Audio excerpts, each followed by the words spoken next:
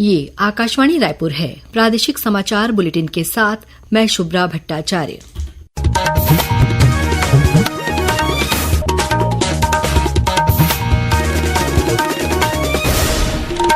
और अब पेश है आज के मुख्य समाचार। मुख्यमंत्री ने बस्तर से प्रधानमंत्री आवास योजना सर्वेक्षण के लिए मोर द्वार साय सरकार अभियान का शुभारंभ किया। राज्य सरकार ने नगरीय निकायों में संपत्ति कर जमा करने के लिए 30 दिनों की विशेष छूट दी। अब 30 अप्रैल तक जमा किया जा सकेगा संपत्ति कर। मोहला मानपुर जिले में आज 5 लाख रुपए के एक इनामी माओवादी ने पुलिस के सामने किया आत्मसमर्पण। और मौसम विभाग ने कल प्रदेश के कुछ स्थानों पर ओलावृष्टि के साथ बारिश होने की संभावना जताई है। अब समाचार विस्तार से। मुख्यमंत्री विष्णुदेव साय आज 2 दिवसीय प्रवास पर बस्तर पहुंचे। मुख्यमंत्री ने आज बस्तर जिले के ग्राम घाट पदमपुर से प्रधानमंत्री आवास योजना ग्रामीण के अंतर्गत आवास प्लस सर्वेक्षण के लिए प्रदेशव्यापी मोर द्वार साय सरकार महाअभियान का शुभारंभ किया। इस दौरान मुख्यमंत्री ने स्वयं कई हितग्राहियों के घर पहुंचकर सर्वे किया। मुख्यमंत्री ने कहा कि सर्वेक्षण के माध्यम से जो भी आवासहीन और कच्चे मकानों में रहने वाले पात्र परिवार सामने आएंगे, उन्हें जल्द से जल्द इस योजना में शामिल किया जाएगा। उन्होंने कहा कि पात्र परिवारों को पक्का मकान दिलाना सरकार की जिम्मेदारी है। राज्य में ये अभियान 30 अप्रैल तक चलाया जाएगा। अभियान के पहले चरण में 15 से 19 अप्रैल के बीच जिला और ब्लॉक स्तर पर सर्वे किया जाएगा। दूसरे चरण में 20 से 28 अप्रैल तक सभी गांवों में ग्राम सभाएं आयोजित कर घर घर जाकर पात्र परिवारों का सर्वेक्षण किया जाएगा।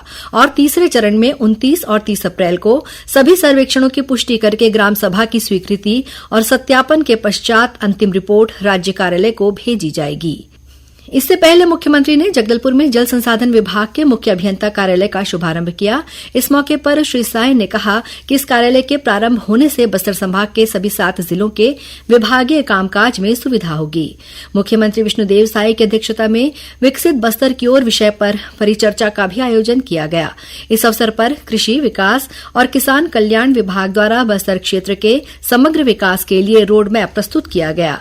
मुख्यमंत्री कल जगदलपुर में संभाग स्तरीय विभागीय समीक्षा बैठक लेंगे। इस बैठक में सभी कलेक्टर, पुलिस अधीक्षक, जिला पंचायत के सीईओ और अन्य अधिकारी शामिल होंगे। इससे पहले मुख्यमंत्री ने पत्रकारों से बातचीत करते हुए कहा कि राज्य में माओवादियों के खिलाफ अभियान जारी रहेगा।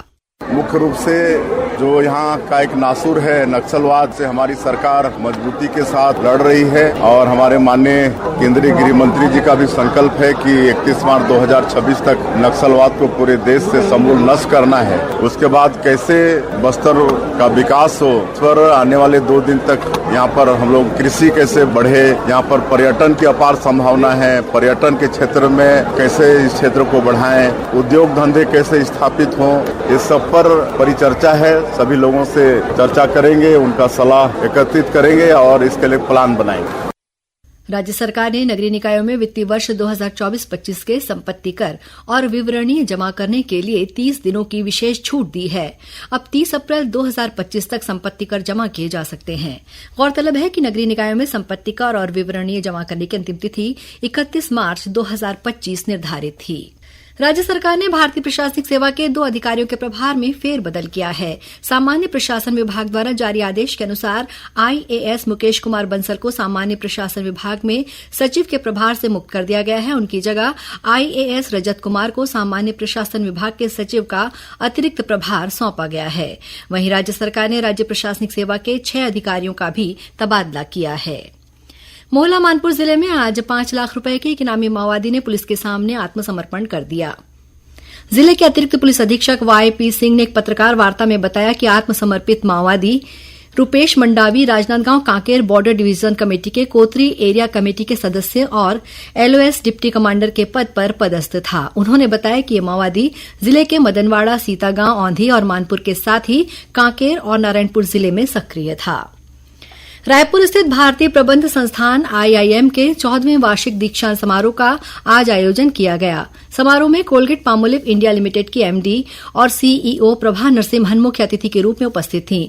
उन्होंने एमबीए, ईएमबीए, एफपीएम और ईएफपीएम से स्नातक करने वाले 595 विद्यार्थियों को डिग्री प्रदान की।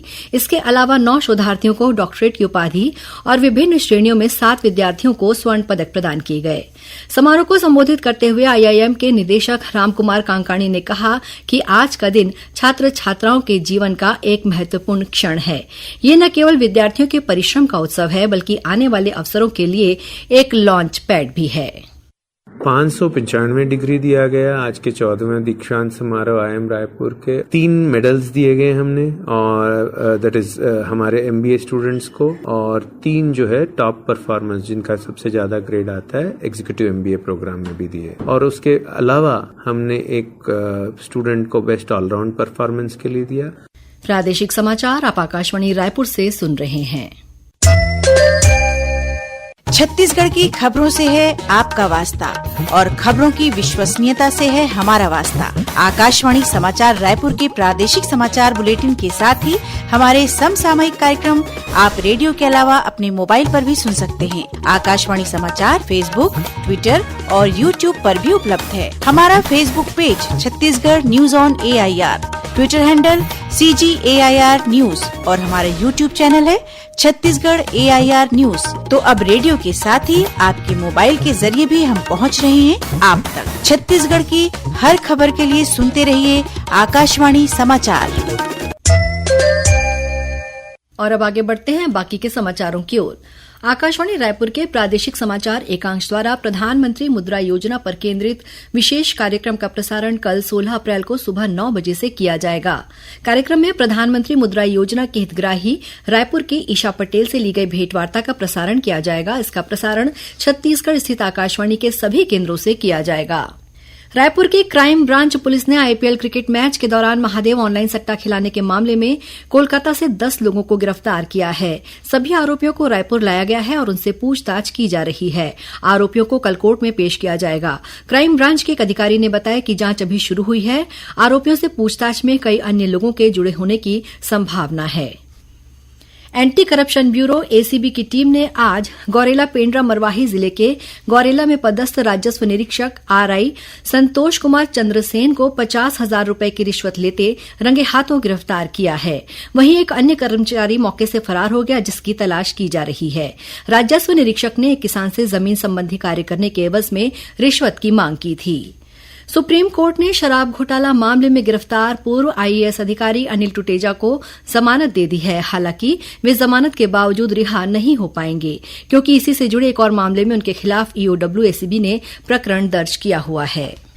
दुर्ग जिले के जेवरा सिरसा चौकी के अंतर्गत ग्राम बेलौदी में बीती रात एक अनियंत्रित ट्रैक्टर ने घर के बाहर बैठे 6 लोगों को अपनी चपेट में ले लिया। इस हादसे में एक बच्ची समेत 2 लोगों की मौके पर ही मौत हो गई। वहीं घायल 4 लोगों को अस्पताल में भर्ती कराया गया है। घटना के बाद आक्रोशित ग्रामीणों ने चक्का जाम कर विरोध प्रदर्शन किया। वहीं जिले के ग्राम सेलूद के तांदुला नहर में डूबे 2 युवकों के शव को SDRF की टीम ने 33 घंटे की तलाशी अभियान के बाद नहर से बाहर निकाल लिया है। दुर्ग कलेक्टर अभिजीत सिंह ने खरसिया, नवा रायपुर, परमलकसा नई रेल लाइन परियोजना से प्रभावित होने वाले पाटन और दुर्ग अनुभाग में शामिल 23 गांवों की निजी भूमि का खाता विभाजन, अंतरण, व्यपवर्तन तथा खरीदी बिक्री को तत्काल प्रभाव से आगामी आदेश तक प्रतिबंधित कर दिया है। और अब पेश है मौसम का हाल।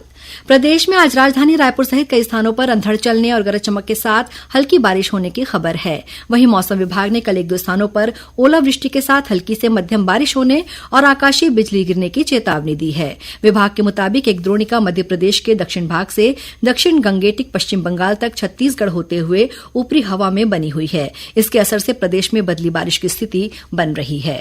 और अब कुछ समाचार संक्षेप में।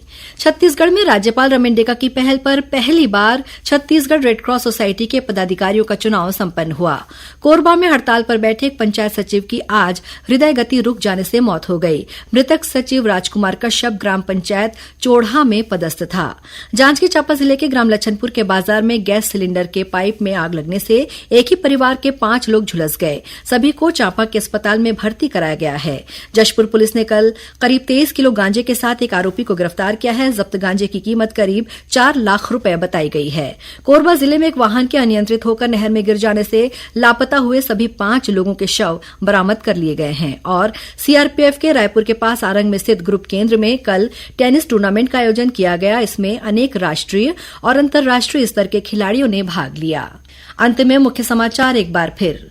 मुख्यमंत्री ने बस्तर से प्रधानमंत्री आवास योजना सर्वेक्षण के लिए मोर द्वार साय सरकार अभियान का शुभारंभ किया। राज्य सरकार ने नगरीय निकायों में संपत्ति कर जमा करने के लिए 30 दिनों की विशेष छूट दी। अब 30 अप्रैल तक जमा किया जा सकेगा संपत्ति कर। मोहला मानपुर जिले में आज 5 लाख रुपए के एक इनामी माओवादी ने पुलिस के सामने किया आत्मसमर्पण। और मौसम विभाग ने कल प्रदेश के कुछ स्थानों पर ओलावृष्टि के साथ बारिश होने की संभावना जताई है। इसी के साथ प्रादेशिक समाचार बुलेटिन समाप्त हुआ। नमस्कार।